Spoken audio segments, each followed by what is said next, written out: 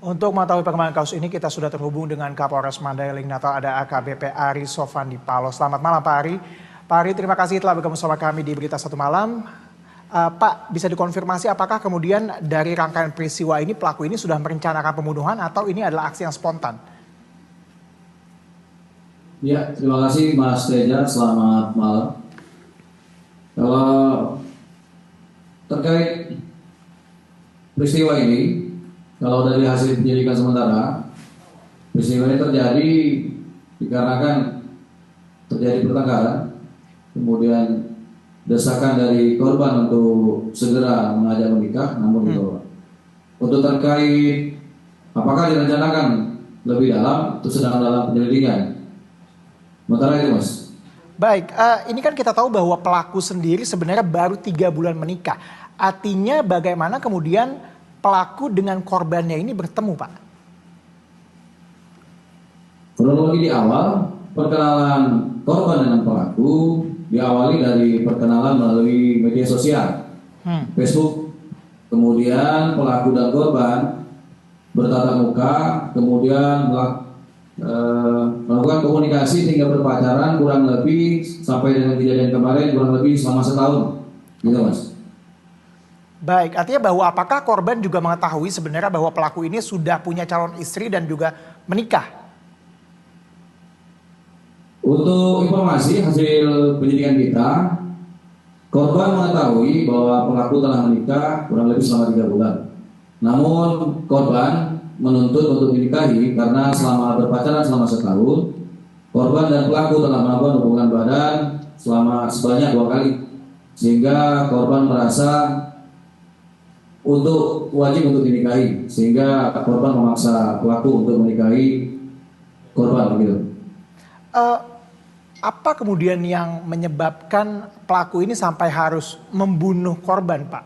Kalau hanya gara-gara ini kan urusan pemaksaan untuk menikah, Pak.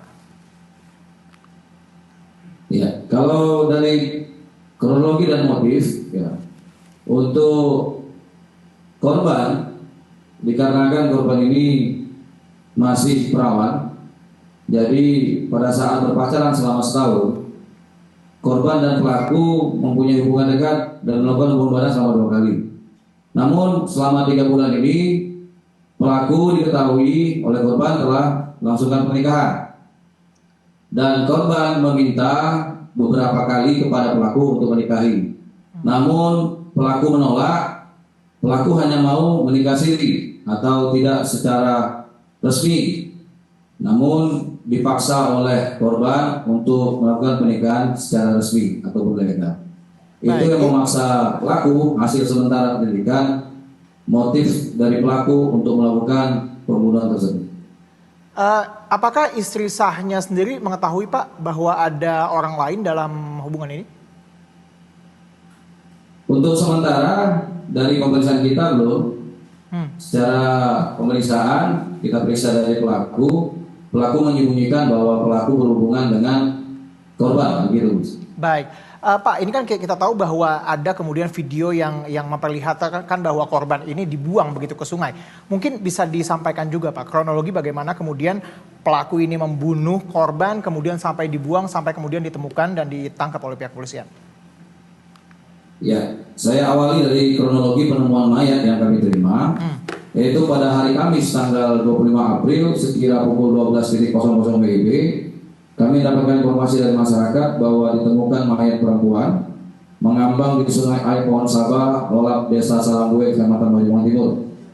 Kemudian begitu mendapatkan informasi, kami dari Polsek Panjembungan beserta Polres Madinah melaksanakan olah TKP, langsung mengamankan dari korban, kemudian mengambil keterangan sehingga didapat keterangan bahwa sehari sebelumnya ada kegiatan dari korban, yaitu saudara Evi Indasari, pada hari Rabu tanggal 24 April 2024 sekira pukul 18.00 mengantar kakak kandungnya Vera Devianti dari Desa Sidojadi menuju rumah kakak kandungnya Kemudian setelah mengantar kakaknya, korban kembali izin pada kakaknya.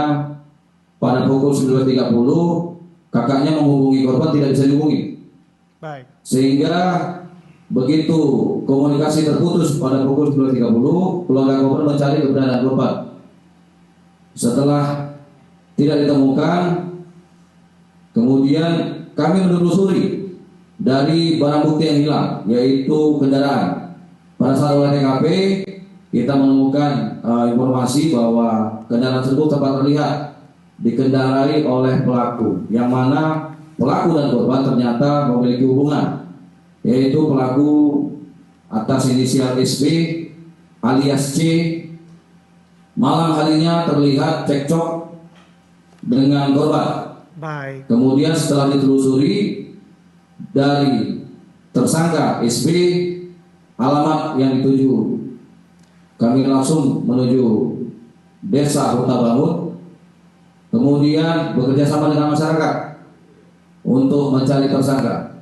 Sehingga kami telusuri mulai dari pukul 3 pagi sampai pukul 6 akhirnya ditemukan tersangka. Begitu. Baik, baik. Terima kasih Pak Ari atas informasi dan juga perbincangan singkat kita di Berita Satu Malam. Terima kasih, Pak. Kita ke informasi lainnya, pemirsa.